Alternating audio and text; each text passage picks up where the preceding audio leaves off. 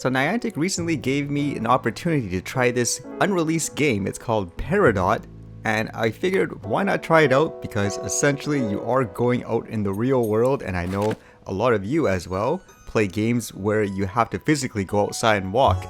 Now, would someone like myself enjoy this? I don't know, I just thought it would be interesting because it might give other people options, as it might be their type of game as well. So to start off, from what I understand, this is supposed to be a virtual pet game. A lot of the examples are things in the past, such as a Tamagotchi, where you literally went around with this device and you kept feeding this virtual pet and raised it every day. Or for a person like myself who's played a lot of Nintendo games, it would actually make me think of the game Nintendogs, where you literally raised a virtual pet dog where you could pet it and everything like that. I don't think there was really a point to the game other than being something cute, which is what I assume this game would be like. So let's look into it. I first started everything up, and as you would expect, you'd have to choose your own dot in this game, which is, I guess, the name of the creature, if that's what you want to say. And I just chose anything out of random. I didn't really know which one to go with. Looks cute, I guess, right? I didn't know exactly what to name this dot, so I literally just called it Perry, since the game is called Peridot. Yeah, so original, huh? So afterwards, once you have your pet out, you essentially have to increase, I guess, its friendship, if that's what you want to say. So you can do various things that you would expect. For example, you need to feed it and you need to play with it. Now in this game, there are things called desires. It sounds like it's essentially a daily task, and by completing these daily tasks, you can help to level up your dot. And as well, in completing some of the missions on your daily or weekly tabs, for example, this enables you to level up your actual character itself. So you can see here, you start off as level 1 and there's an experience bar. The more you do and finish, the higher the level you'll be. And the more levels that you reach, you can actually unlock rewards, or at the same time, new types of patterns, for example, for this Peridot, like the pet. It just sounds like it's something more for aesthetics. There's no, from what I've seen anyways, any type of goal in regards to going after an enemy or anything like that. It's more for just something to do in terms of raising a pet. This game is actually AR only, so you actually always have to have the camera on, versus a lot of games you may have played, for example, that Niantic made, such as a Pokemon Go or a Pikmin Bloom. You can actually just play it with the actual game screen itself. You don't have to turn on the AR modes, and it's more about your GPS location. This one is different, where again, you have to have the AR mode on all the time. So it kind of got me interested, where one of the reasons for that, because this game itself is supposed to allow you to bring your Peridot everywhere, and it can detect the world around you, objects for example. So I kind of put it to the test. Does it know what's a solid object to stand on, for example? So I put it here at first to see how it reacts, and you can see it is what it is in terms of whether or not it can tell, hey, this is water or this is like a solid ground. And so how would this game look like in an everyday basis? Could you just walk by people and text people and all that?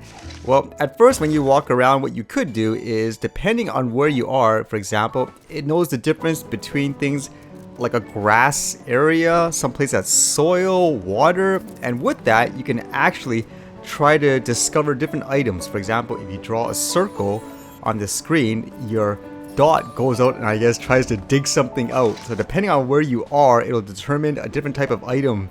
For example, a grass area could produce things like a sunflower, or a place with water could produce kelp. Again, I was kind of interested with that concept of this game can detect different objects. So for fun, I started to go around the animals. So how did it react? One funny thing was, I saw a geese at first. I mean, these things are everywhere here, so I wondered, would it know it's a geese? How does it interact? So as you can see, it looked like it recognized it, and just from my observation, it seemed like it tried to follow it. I don't think the geese was too interested. So I tried to find some different animals. I saw these ducks here, so I called out the dot, and same thing. It looks like it recognized it. I don't know, maybe the ducks saw it too, but the ducks decided it wasn't interested for some reason. Poor dot, huh? I did see a bunch of new I guess ducklings is that time of the year. It's springtime, and it seems like it likes the ducklings, I suppose. So does it react the same way in terms of every animal? Sometimes when I went out for my walks, there's this duck, for example. I don't even know what it was doing. It looked like it was going to attack him or something. I mean, what do you think? Did this thing try to attack the duck?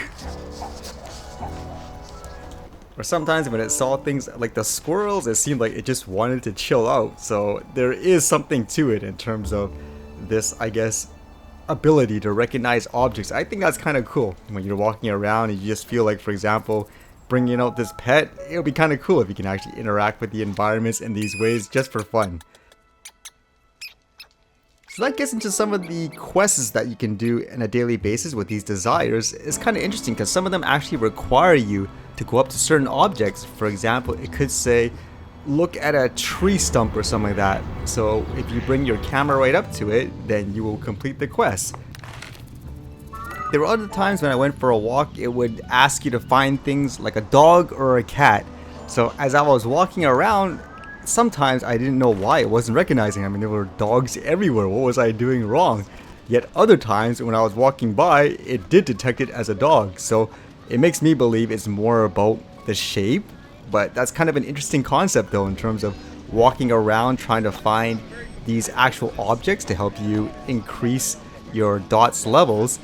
But in terms of detecting objects, I did find errors at times, as mentioned, where it just doesn't detect the objects. For example, I had one particular desire quest, which was to look at flowers. I have lots of flowers around the area here, and there were times where it simply didn't recognize any of them. I don't know why.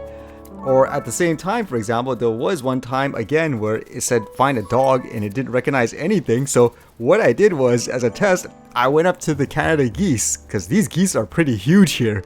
And funny enough, it recognized it as a dog. So again, I think it's based on certain shapes. There's still kinks to be worked out, but that's kind of an interesting concept, I suppose, in terms of a game like this. I did try to test out this game while you were commuting. For example, I actually took it with me when I went to the public transit. Again, I'm just kind of curious to see whether or not it worked. It didn't seem like it feared much going into the rapid transit, for example.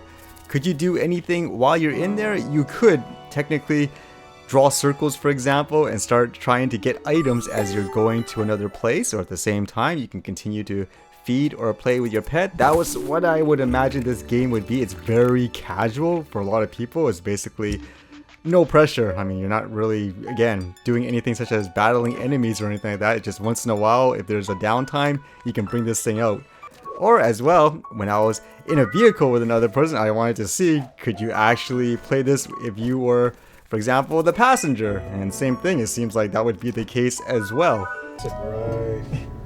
What is it doing in your car? I don't know, it looks like it was tinkling or something. So once you start leveling up and increasing your dots levels, it can become an adult. And once it becomes an adult, you can start mating with other dots in order to create different types of species, or what's known as, I suppose, archetypes. There's different types of archetypes in this game, and I guess, so some people, you want to try to collect them all, per se.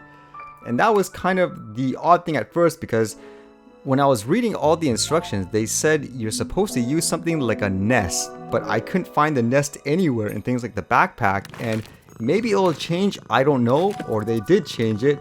It seemed like the only way to get these nests is by going to the shop and actually purchasing it. So there was no way at first for me to test out the breeding without actually spending money, and I figured that's wouldn't be a good way to actually test it, because if I'm trying to evaluate this as well, whether or not you can play this absolutely for free, then I basically reached my limit. There you are. You walk around, you can detect objects, so that was a little unfortunate. However, with that said, just a few more days into it, apparently there was a promotion where they offered, for example, a pack that had things like a nest. So great, I can actually test out this breeding to show you what it's like. So with the way the breeding works in this game, there are these areas in this map. You can see they're kind of like, for example, in other games like a Pokestop, for example. And when you're around those areas, you can actually see other dots, which is other players who have a pet somewhere, for example, and with that you can actually hatch a dot and create a different dot. So at first I was wondering again, how does this work exactly? Because everything here, it says message, so do you actually have to talk to a person, literally? Meet up with them, for example, to do this? It seemed like it's connected to Niantic's chat program called Campfire, and with this, you basically message the person kind of like a postcard to say to them, hey, I'm interested in trying this hatch a dot with yours, I guess, to try to unlock different archetypes and all that. So once you send them a message, they need to respond and they send you a postcard as well. And once you both have that, you can then start to hatch a dot. And in this case, I tried that out. I didn't really know which one to go with. My only assumption was when you looked at the other person's dot, there's kind of this little icon there. I guess that tells you that's a different archetype, and my assumption was if you mated with someone of a different type, then it gives you a chance to unlock those different archetypes.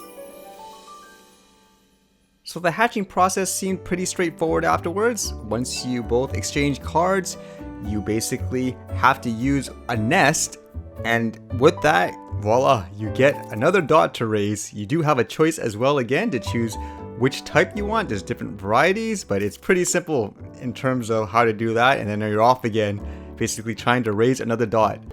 So lots of interesting stuff where if they work out some of the kinks, I can see it being really interesting for a lot of people, where you can just whip this thing out casually, raise your pet, potentially, I guess, socialize with other people, because that's actually one aspect in a lot of these games that people complain about, where you can't actually communicate with a lot of people. For example, playing a game like Pikmin Bloom, a lot of people complain when they're battling those mushrooms. They're wondering why can't they talk to other players? And usually in other games it's the same situation, whereas in this one they're kind of requiring you to communicate with other people one way or another. So who is this game targeting? I asked Niantic this before, and the answer I got was essentially it's targeting everybody.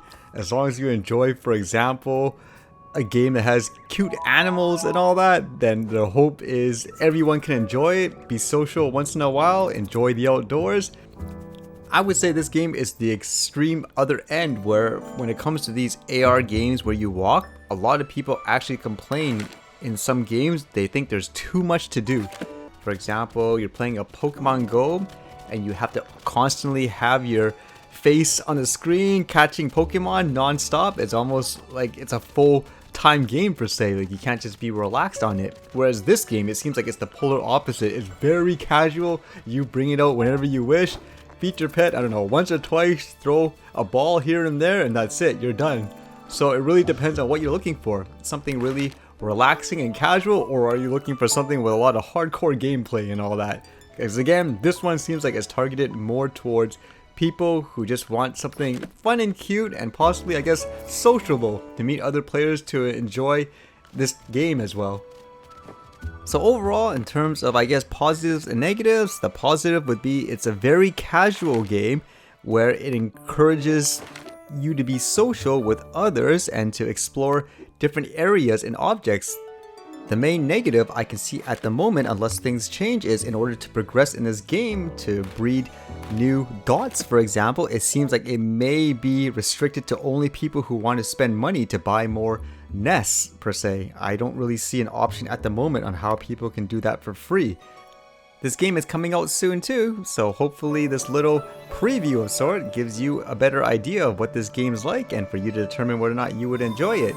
I would say as well, if you're even interested in it, just try it out and see whether or not you like it. Different strokes for different folks, as they say.